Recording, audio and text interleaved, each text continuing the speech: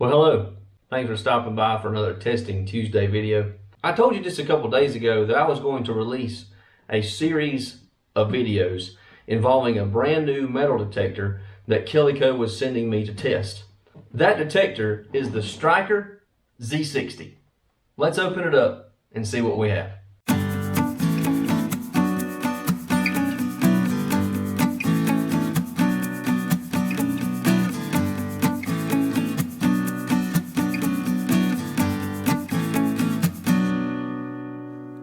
Curiosity has me about this metal detector. I'm really excited about checking it out. All right. That's a cool color, actually.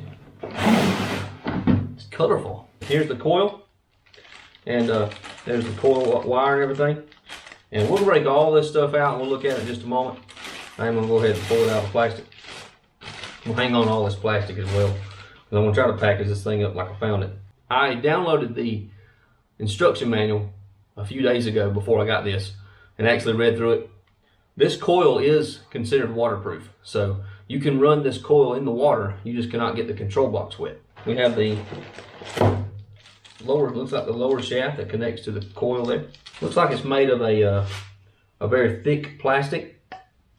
Yep, very thick plastic material. And here's the upper shaft. Now this one here is metal. That's plastic, this one's metal. I feel the cold air on it. But yep, this one's metal. This is some form of aluminum or something. Yep, Z60. We'll put this thing together here shortly. And then here is the beast. One thing I don't see in the box, which is fine, no big deal, but the one thing I don't see is batteries. So it looks like if you buy this unit, you have to have batteries for it. So, but check out that control box there. That's all right. That's just a little bit bigger than the Simplex control box, and it appears that it's going to have the same type of a dial that the Ace 250 has. So just remember that if you want to purchase this item, that the batteries are not in the box. This unit does take AAA batteries, so I have me a pack of AAA batteries here, and open them babies right up, and we're going to stick them in here, and we're going to turn this thing on and see where it is. Also, by the way, I meant to tell you, it does not come with the owner's manual in the box. It's a way for them to save money on paper. I actually read something the other day, said that Ford Motor Company was no longer making the owner's manuals for the Ford F-150 and the Ford Ranger, and it was going to save them like X million dollars a year, which is amazing. So I can understand that, is put everything in a PDF file and put the manual online, and you can just print it off yourself. And it's a pretty good manual. It's got a pretty cool little picture there. I didn't put it in color, but it's actually a colored picture. But it's got terms of no discrimination, iron, pinpoint, pull tabs. But it talks about how to assemble it, like it ought to, of course. But talks about assembling. It talks about how the batteries go in, the LCD navigation display, and what is on there. Very good manual, and you can just print that thing off on your printer. 27 pages total in this manual. So we'll get that out in just a minute. We'll look at it in greater detail. We will get these batteries in this compartment. To open, you push this, and you slide the 6 batteries in place. Batteries are in place. I'm not going to turn it on yet because I want to have everything hooked up first. So we'll get the owner's manual out and the instruction manual, and I'll go ahead and just make sure that I am doing it correctly. But it's pretty self-explanatory, especially if you have a metal detector and you've used a metal detector before. It's pretty self-explanatory. You have your coil, then you have your lower shaft. You're going to connect that lower shaft on through the coil there. So we'll go ahead and spin these babies off. And this is plastic. This whole unit here is plastic, and that way that nothing interferes. You don't want this metal next to the coil, and most metal detectors, if not all of them, are set up that way. That little screw there to attach these two together is always plastic. And more of a pretty good tight fit there. You got your coil wire there. We'll work on that in a minute. But yeah, just get this baby on here. You got to be careful not to cross thread it though. With it being plastic, it'll be easier to cross thread it. So just be careful there. I always leave mine a little loose, that way I can adjust it. But anyway, so here we go. So we got the top part here. So you're gonna put that on there. Slide this baby on, remember how much space you need there. And then you tighten this up. And there you have the Z60 shaft for this metal detector. And one more final piece, is the main attraction, and that is the control box.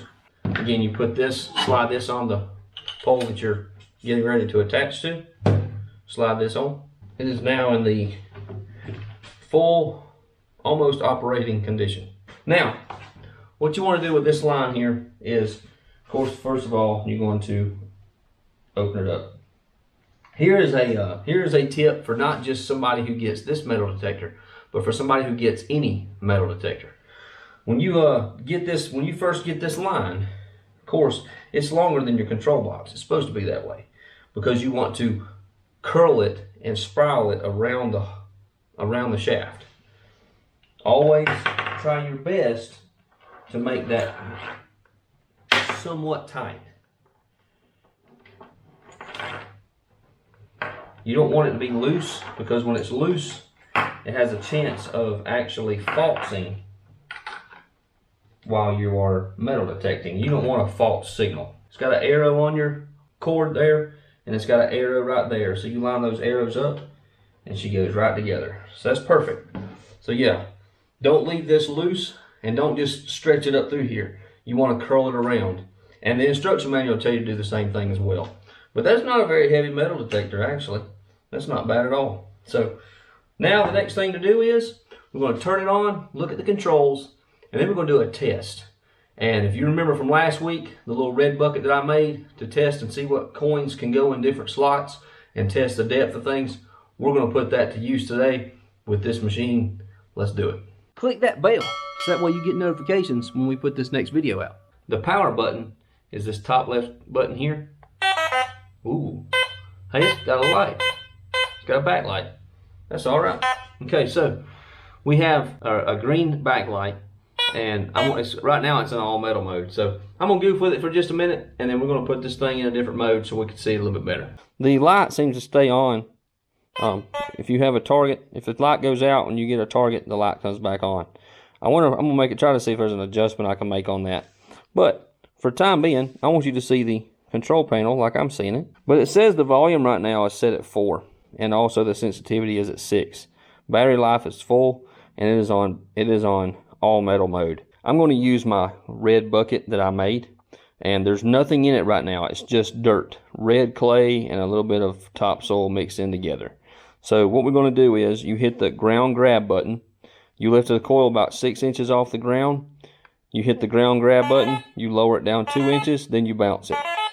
And then it says grab. Okay. This detector is now ready to find coins in this type of soil. For this test, I have a quarter, a dime, a nickel, and a penny. And I'm going to get one ring. And it'll just be a cheapo ring, so it'll probably ring up like a nickel does. So let's start with the most obvious. Let's start with a quarter. We're going to start at the 2-inch mark. Kind of put it right there in the very middle. See how it's ringing up? It is picking it up, and it shows that it is a dime quarter signal. What we'll try with this striker is the dime at 4 inches.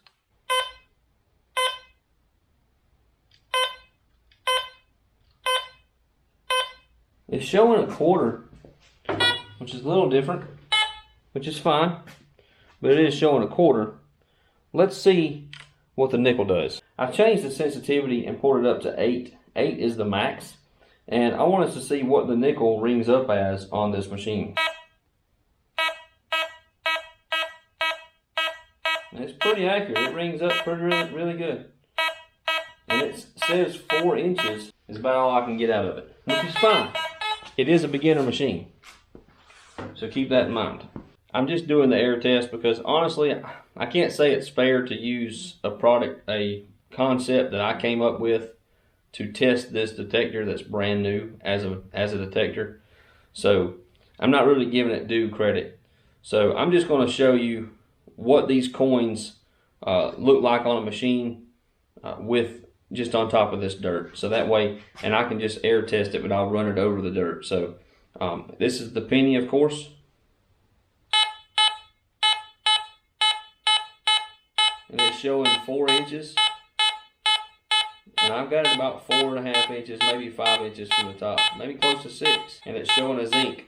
So it's pretty accurate to know that it is a coin. I'm going to show you the ring And we've already looked at the quarter. Quarter does ring up right. The dime does ring up right. Let's look at this ring. I'll set it on top. And it should ring up like a nickel does. It's accurate to about 3 inches underground. So with the first look at the Striker Z60 metal detector, it looks like it's a good beginner unit. And I want you to keep that in mind. It is a beginner's metal detector.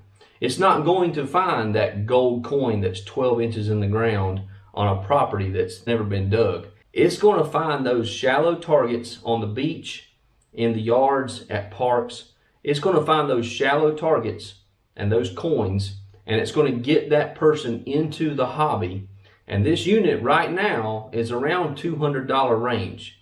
So in my opinion, it's a great machine. There is one thing I want to point out though that I did not mention, and I have not done my final review on this yet, but it also has a place for you to plug a set of headphones in there, and that's your standard headphones that even you can put in your cell phone or something small like that. So keep that in mind, that you can use headphones with this machine. So if you want to go in stealth mode, you can do so, or just if you want to be quiet about what you're doing. But again, thank you Kellyco for letting me test this. There's going to be several videos come out, at least 2, maybe 3, of me testing this detector in different environments. I'm going to try and go hit a sandy beach area on the lake. I'm going to try to go to some parks and try it there and see what kind of coins and things it'll pick up there. As well as I'm going to try to take it to some property, maybe an old flea market, things like that, something like that, and see if it'll pull out some shallow coins. First look at this machine, I would say this metal detector would be along the lines of the Garrett Ace 250. So that being said, we appreciate you watching, and stay tuned for another video, probably tomorrow, of me using this machine in another area, and we're going to see if we can actually find some coins with this detector. Thank you for watching. Have a good day. God bless. We'll see you next time.